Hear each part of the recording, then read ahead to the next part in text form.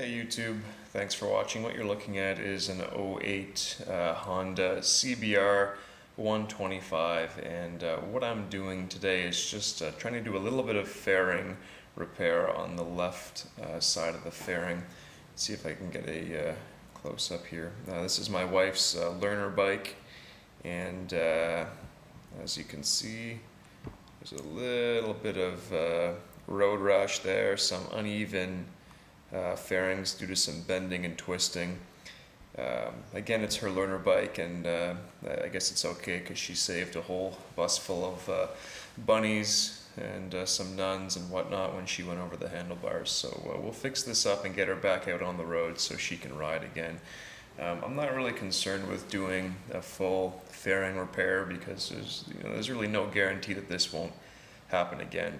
What I do want to do, let me move over here, is just this right here. See how it's not sticking anymore. There's actually a male insert that just hooks on underneath there and keeps it from pulling out, and that's broken off. So I'm just going to try to repair that today. It's plastic, and I'm going to be using some plastic cement. So without further ado, let's start taking off those fairings and get at the working space.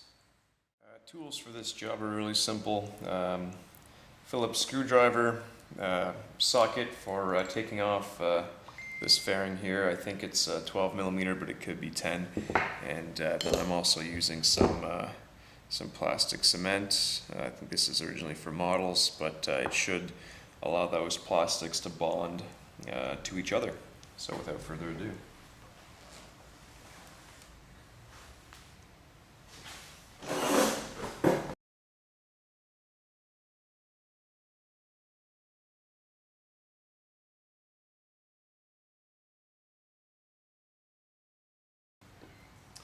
Alright, so now that that's off, you can see right in here, you can't see it, but there's a nice little bolt. I'm using an extended socket to get in there, and it's not a 12, so maybe it's a 10.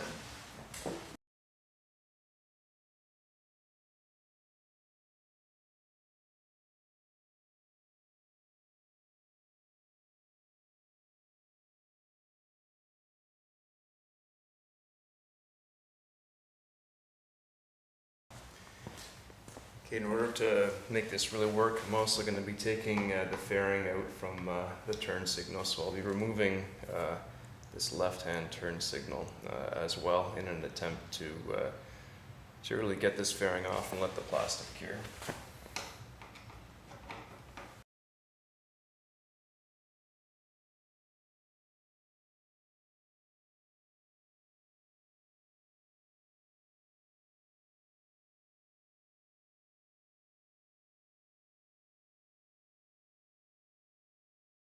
So this bolt right here is usually connected on to this fairing, but it looks like there might be some deeper damage than I thought, and that plastic is broken too. So I'm just going to leave that bolt in there, but you might have to remove yours if you're taking this off.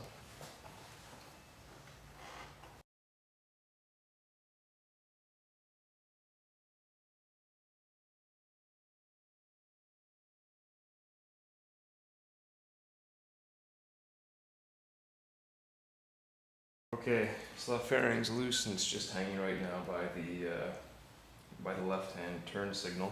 There is this wire that's basically just tucked into a bracket, kind of like that, like my finger is. So you just have to bring the wire up and over, and you can pull this out to where it sits right now. And what I'm going to do is I'm going to remove this this whole turn signal and take this fairing off.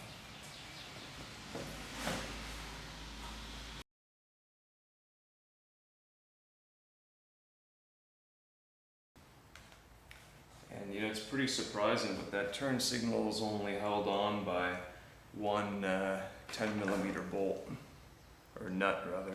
That's it. So undo that, and then you've got these two wires right here that you just need to unclip.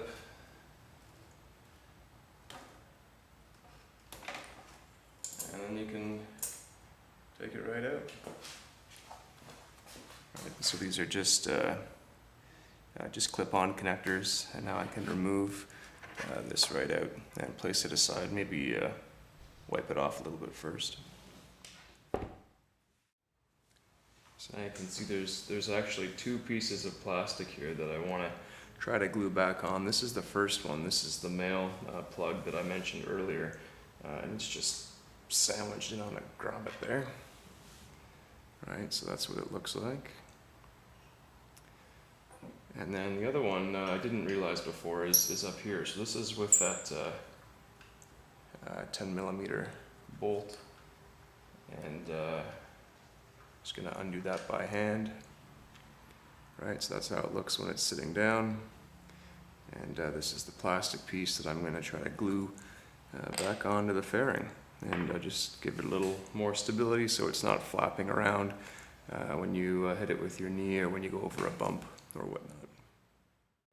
Fairing, left side fairing, and then here's where the pieces are going. So here's the male protruding piece. It's going to go down here, fit right in there nicely, and the other piece up here is going to be sitting right like that. And what I'm going to do is I'm just going to shoot both sides of this with a little bit of brake clean. Just get any bit of dirt or grime that might be on there out, so I can get a good adhesive surface for the glue. Okay, so I shot up all 4 of those pieces with some brake cleaner. I waited about 5 or 10 minutes afterward. It's a pretty strong solvent, so it evaporated quickly, but just wanted to give it all the time it needed to dry off and evaporate. And now I'm going to do exactly what the plastic cement instructions say, and that's just that's the French side. That's basically just to apply. Yeah, okay, so apply to both sides. So I'll take the brush, there's a brush on here, and coat this area, coat that area, coat that area, coat that area. Basically coat all the 4 areas, wait 20 seconds for it to do its business, and then push them together, and I'll hold them for a couple minutes. And then let it dry overnight, and we'll see what happens the next day. So stay tuned, it'll be a few seconds for you.